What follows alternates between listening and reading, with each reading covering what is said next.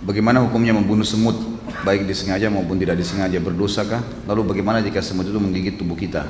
Lalu kita tepuk mati, salahkah kita? Dulu ketika kecil saya suka bermain membunuh semut dengan kaca pembesar atau membunuh semut yang ada di buah rambutan yang merumuni makanan, menyiram minyak kawanan semut yang ada di lantai rumah. Apakah nanti di akhirat saya akan dibalas? Lalu bagaimana jika ada orang yang hobinya memelihara burung dalam sangkar? Bukankah sama saja membunuh habitatnya? Baik, ini memang yang tadi tidak disinggung oleh Imam Az-Zahabi tentang masalah membunuh hewan atau membunuh tumbuh-tumbuhan. Ulama menyendirikan babnya, dan itu umumnya dibahas dalam bab jihad, di mana Nabi SAW mengutus pasukan selalu mengingatkan agar jangan membunuh hewan-hewan dan jangan merusak tanaman. Jadi sini masuk dalam masalah merusak tanaman atau membunuhnya. Tentu ada beberapa hadis juga yang menjelaskan ada beberapa jenis tumbuh-tumbuhan dan hewan yang boleh dibunuh, ada yang tidak boleh. Seperti kasus hewan-hewan yang boleh dibunuh, kalajengking yang disebutkan dalam hadis, anjing yang semua tubuhnya berwarna hitam. Sebagaimana hadis Nabi SAW yang berbunyi, kalau kalian mendapatkan anjing yang semuanya hitam, maka itu adalah jelmaan dari syaitan.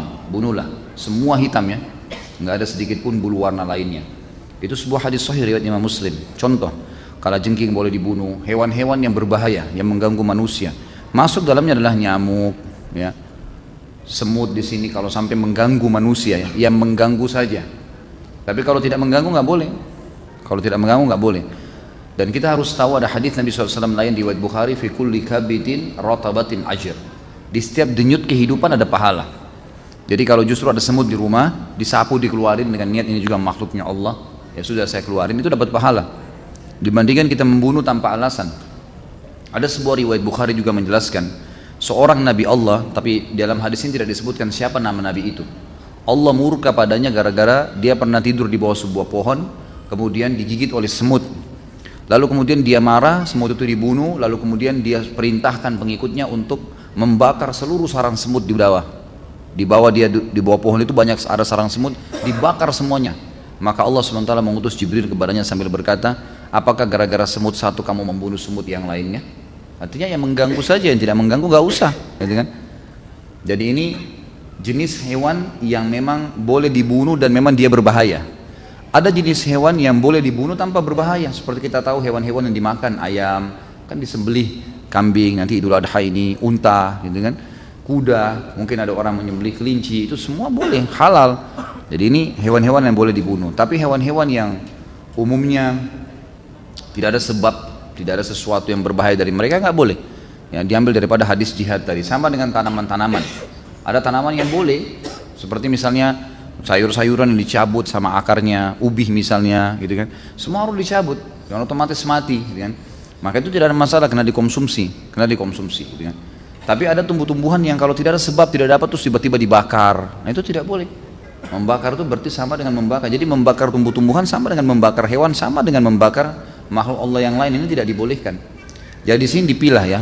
Kalau yang mengganggu Anda silakan, itu kan, itu masih boleh. Bahkan ya sapi yang mengamuk kemudian ditembak atau ini karena berbahaya bagi orang, itu tidak ada masalah karena berbahaya bagi manusia. Kalau enggak maka enggak boleh. Kalau masalah orang memelihara hewan, ini ada bab lagi sendiri. Abu Hurairah radhiyallahu anhu memelihara kucing, ya, memelihara kucing, dan itu Nabi SAW tidak larang. Abu Hurairah nama lainnya Abdurrahman ibn Sakhr, tapi dikenal dengan Abu Hurairah. Hurairah artinya kucing, karena orangnya suka banyak pelihara kucing. Nah di sini Nabi SAW membiarkan, tidak ada masalah, karena dia merawat hewan-hewan itu, dia merawat. Sebagian ulama mengatakan ini khusus kucing, sebagian yang lain mengatakan masuk di antara semua hewan yang dibolehkan kalau mereka merawatnya. Ada yang mengatakan juga di sini masuk burung.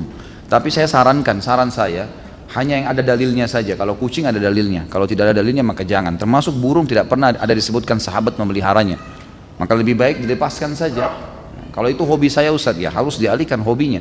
Karena rasa dan perasaan seorang muslim harus tunduk pada hukum Allah. Nggak boleh semua diikutin. Kalau kita mau ikutin semuanya maka semua dosa kita akan lakukan, kan? Jadi harus ditundukkan.